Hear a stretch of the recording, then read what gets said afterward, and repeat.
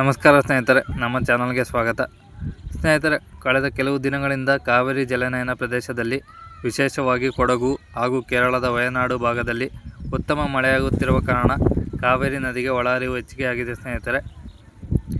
ಸ್ನೇಹಿತರೆ, ಒಳಹರಿವು ಸುಧಾರಿಸಿರುವ ಕಾರಣ ಕಳೆದ ಕೆಲವು ವಾರಗಳಿಂದ ಇದ್ದ ಕಾವೇರಿ ನೀರು ಹಂಚಿಕೆ ಒತ್ತಡ ಸದ್ಯಕ್ಕೆ ಸ್ವಲ್ಪ ಮಟ್ಟಿಗೆ ಕಡಿಮೆಯಾಗಿದೆ.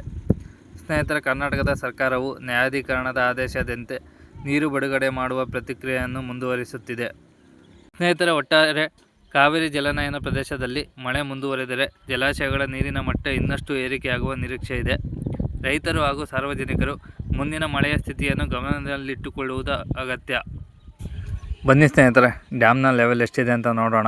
ದಿನಾಂಕ 2/8/2026 ಡ್ಯಾಮ್ನ ನೀರಿನ ಮಟ್ಟ 97 ಅಡಿ ಇದೆ. ಸ್ನೇಹಿತರೆ, ಡ್ಯಾಮ್ನ ಫುಲ್ ಡೆಪ್ತು 124 ಅಡಿ ಇದೆ. ಸ್ನೇಹಿತರೆ, ಡ್ಯಾಮ್ನ ಸ್ಟೋರೇಜು ಹೈಯೆಸ್ಟ್ ಕೆಪಾಸಿಟಿ 49,452 TMC ನೀರು ಸಂಗ್ರಹ ಮಾಡ್ಬೋದು. ಬಟ್ ಇವತ್ತು ಡ್ಯಾಮಲ್ಲಿ 20,477 TMC ನೀರು ಸಂಗ್ರಹವಾಗಿದೆ. ಸ್ನೇಹಿತರೆ, ಇನ್ನು ಒಳಹರಿವು ವಿಚಾರಕ್ಕೆ ಬಂದರೆ 22,055 ಕ್ಯೂಸೆಕ್ಸ್ ನೀರು ಒಳಹರಿವು ಬರ್ತಿದೆ.